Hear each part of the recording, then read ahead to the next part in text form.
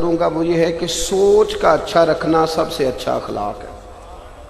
کس بات کا اچھا رکھنا؟ یا ایھا الذین آمنوا اجتنبوا کثیرا من الظن ان بعض الظن اثم، اے ایمان والو بہت سارے گمانوں سے بچو، بعض گمان بھی گناہ ہیں۔ آج نا معاشرہ سب سے زیادہ میلا اس لیے ہوا ہے کہ سوچیں بڑی میلی ہیں۔ ہر بندہ ہی برا ہے ہماری نظر میں، ہر شخص ہی چھوٹا ہے، ہر آدمی حقیر ہے، ہر آدمی دنیا دار ہے، ہر آدمی برا ہے۔ تو اچھے بندے کہاں سے ملیں گے؟ ہم لوگوں نے کہہ کے نا مولوی بھی برے، پیر بھی برے، درویش بھی برے، سیاستدان بھی برے، جتنے لوگ امیر ہوئے سارے 2 نمبر طریقے سے ہوئے۔ تو خدا کے بندو، نبی پاک علیہ السلام نے فرمایا تھا میری امت کبھی گمراہی پر جمع نہیں ہوگی۔ حضور نے فرمایا زیادہ لوگ گمراہ ہو سکتے، زیادہ لوگ اچھے ہوں گے۔ اس کی آواز ذرا ٹھیک کر لیں، پھٹ رہی۔ تو یہ ہم نے کیسے گمان کر لیا کہ لوگ برے ہیں؟ میں ملک سے باہر تھا تو مجھے وہاں ایک صاحب کہنے لگے جی پاکستان کی حالت بڑی خراب ہے، لوگوں میں نفسا نفسی ہے۔ میں نے کہا نہیں، آپ باہر بیٹھیں، آپ کو کیا پتا، آپ آئیں تو آپ کو پتا چلے گا۔ کوئی نفسا نفسی نہیں۔ آج بھی ہمارے ملک کا حال یہ ہے کہ ایک بابا جی کو ایک خون کی بوتل کی ضرورت ہوتی ہے اور 13 نوجوان گلی میں کھڑے ہوتے ہیں کہ میں حاضر ہوں۔ کس نے آپ کو کہا نفسا نفسی ہے؟ مسجدوں میں چندہ ہوتا ہے کہ نہیں؟ مسجدیں خوبصورت بنی ہوئی ہیں کہ نہیں؟ رمضان میں سخاوت ہوتی ہے کہ نہیں؟ افطاری کے ٹائم سامان مسجدوں میں زیادہ ہو جاتا ہے کہ نہیں کھانے والوں سے؟ کدھر ہے نفسا نفسی؟ کون کہتا ہے برائی ہے؟ حافظ زیادہ ہوتے ہیں سنانے والے اور مسجدیں کم ہیں، کون کہتا ہے نفسا نفسی ہے؟ اور مسجد میں اذان ہوتی ہے، اللہ کا ذکر ہوتا ہے۔ ہم لوگ جب گمان اچھا کر لیں گے نا، گمان، میرے نبی کریم صلی اللہ تعالی علیہ وسلم نے فرمایا، مسلم شریف کے لفظ ہیں، فرمایا اچھا گمان بھی اچھی عبادت ہے، اچھی سوچ بھی اچھی۔ تو کچھ نہ کر، بس اچھا سوچتا رہ، رب تجھے عبادت کا ثواب عطا فرمائے گا۔ ضروری نہیں کہ وہ جو 2 بندے وہاں کھڑے ہیں نا چوک پہ، وہ میرے خلاف باتیں کر رہے ہیں، میں اتنا اہم نہیں، ان بیچاروں کو کوئی اور کام بھی ہو سکتا ہے۔ یعنی میں اپنے آپ کو اہم سمجھ لیتا ہوں کہ ساری دنیا جی میرے ہی خلاف ہے، اور رہنے دے یار، اور بھی غم ہے زمانے میں محبت کے سوا، لوگوں کو اور بھی کوئی کام ہو سکتا ہے کہ تیرا ہی کام ہے بس۔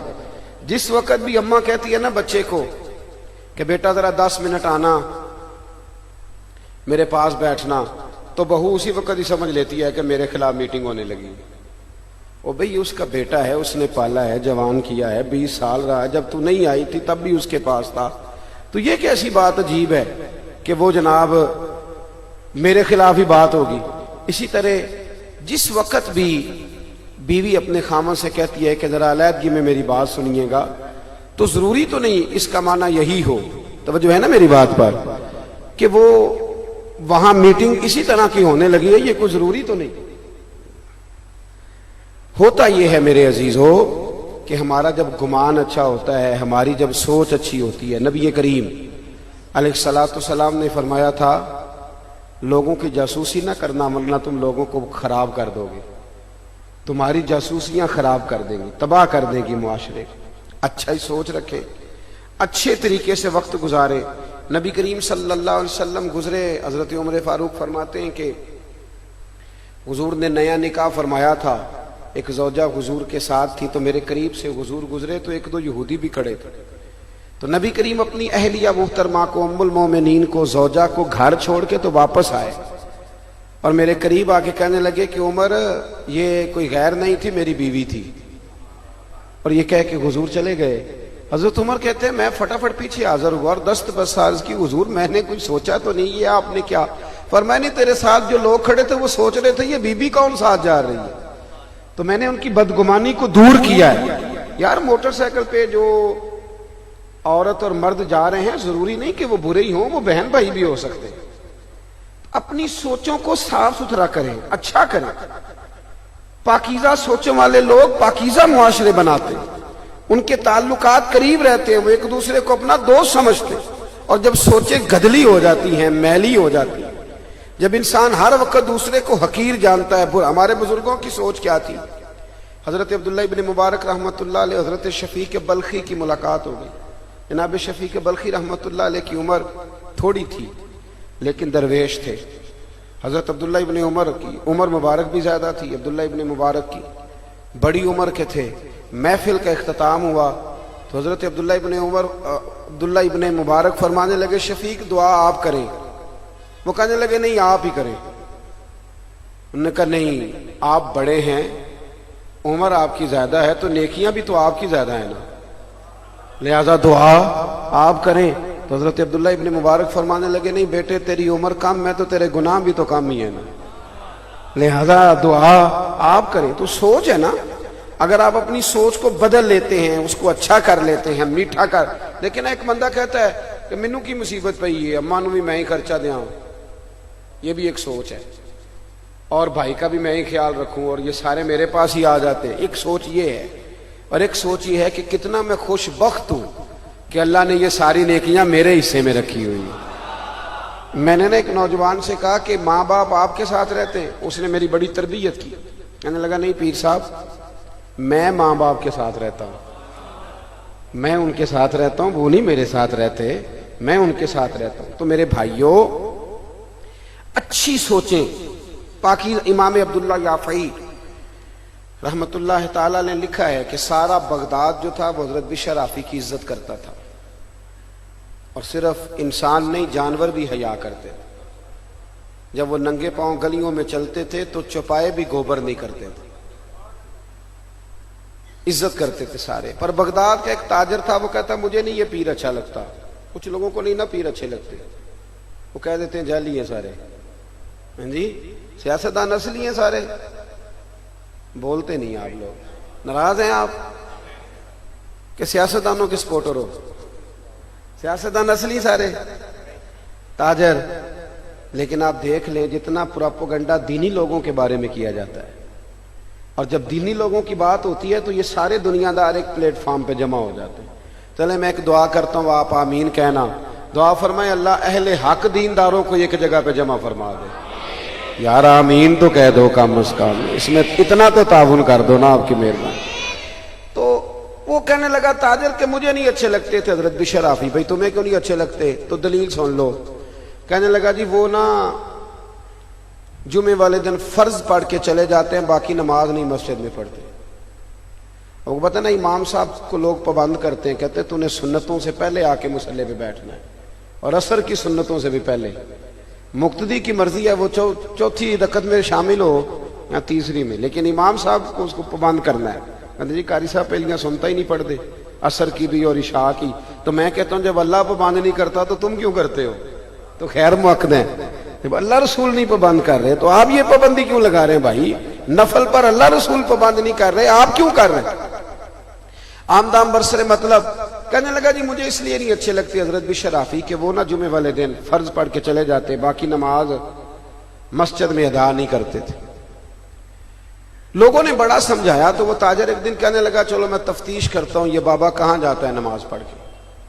حضرت بشر آفی نے فرض مسجد میں جماعت کے ساتھ پڑھے، اور جیسے ہی آپ باہر نکلے نا وہ تاجر چھپ کے پیچھا کرنے لگا. اس نے دیکھا کہ جناب بشر آفی رحمت اللہ علیہ نا ایک نان بائی کی دکان سے نان خریدے. کہنے لگا اوہو مولوی کو بھوک نے ستایا تھا، اس لیے اس نے نہ نوافل اور سنتیں چھوڑ دیں. پھر آپ تھوڑا آگے بڑھے تو کباب لیے. کہنے لگا عمر دیکھو اور ذائقے دیکھو، اس عمر میں بھی کباب کھاتا ہے. کہتے ہیں پھر وہ تھوڑا آگے بڑھے اور جنگل میں وہ چلے گئے تو میرے دل میں پھر گمان آیا کہ بابا نا مریدوں سے چھپ کے سبزے پہ بیٹھ کے نان کباب کھائے گا اور واپس آئے گا تو خشک روٹی کھا کے لوگوں کو بتائے گا کہ میں سادہ ہوں. فرماتے ہیں کہ میں بدگمانی پہ بدگمانی کیے جا رہا تھا. جنگل کا تھوڑا سا راستہ جب گزرا نا تو ایک کچا مکان آیا، ٹاٹ کا پردہ، پرانے زمانے کی کنڈی.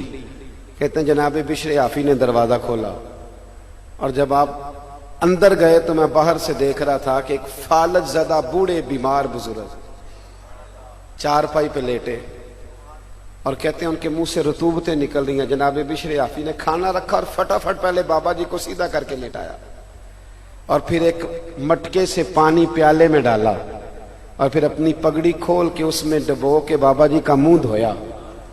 اور پھر جب پہلا لقمہ بابا جی کے منہ میں رکھا تو بابا جی رو پڑے. کہنے لگے بشر آفی یار مجھے تو اپنے بھی چھوڑ گئے پر 14 سال ہو گئے تو روز میری روٹی لے کے آتا ہے. تو کب تک آئے گا؟ کب تک تو یہ ڈیوٹی کرے گا؟ میں زندہ لاش پتہ نہیں کب تک بنا رہوں گا، تو کب تک آئے گا؟ بس کر دے یار، چھوڑ دے. کب تک تو یہ ساری ڈیوٹیاں کرے گا؟ حضرت بشر حافی نے نا بابا جی کے آنسو پونچھے اور کہنے لگے اب نہ کہیے گا کہ آپ بوجھ ہیں، اب نہ کہیے گا. یہ جو سارا شہر میری عزت کرتا ہے، میں ننگے پاؤں چلتا ہوں تو چوپائے بھی گوبر نہیں کرتے، تو یہ میرے چلے اور عبادتوں کی وجہ سے نہیں، میں آپ کی خدمت کرتا رہتا ہوں تو رب نے مخلوق کے دلوں میں میری محبت پیدا فرما دی. وہ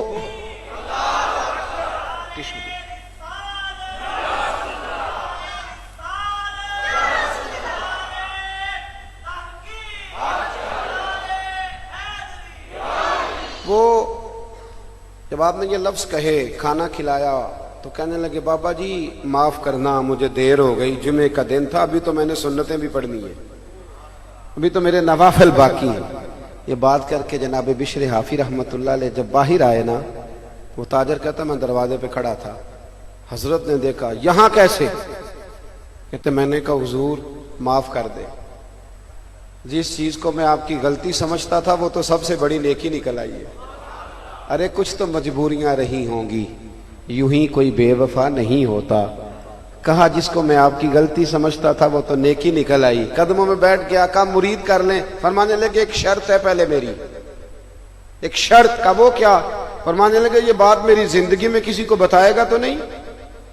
یہاں پیر صاحب کی کرامت ہو جائے نا تو وہ فیس بک پہ دی جاتی ہے کمپنی کی مشہوری کے لیے. جیڑے محرم راز حقیقت دے وہ تے راز حقیقت کھول دے ہی نہیں. اے جنہ ویکھیا نہیں وہ کرن گلاں، جنہ ویکھ لیا وہ تے بول دے ہی نہیں. یہاں تو بھائی بتایا جاتا ہے کہ دوسروں کو بھی بتانا جا کے کہ فرق پڑتا ہے تاکہ لائنیں لگ جائیں. خدا کے بندو وہ لوگ محفوظ کرتے تھے ان چیزوں کو تاکہ قیامت کے لیے ذخیرہ ہو جائے. حضرت بشر حافی رحمت اللہ تعالی علیہ کہنے لگے کسی کو بتائے گا تو نہیں، زندگی میں کسی سے بات نہ کرنا، اس میں بعد از انتقال بتائے. سوچ اچھی رکھیں. اللہ کا کوئی نیک بندہ اگر آپ کو ایسا نظر آئے کہ بظاہر آپ کو محسوس ہو کہ یہ غلطی ہے تو تعویل کرے، اس کا اچھا پہلو نکالنے کی کوشش کرے، لیکن بدگمانیاں اپنے دلوں میں بٹھا کے اپنے ذہن کو میلا نہ کریں.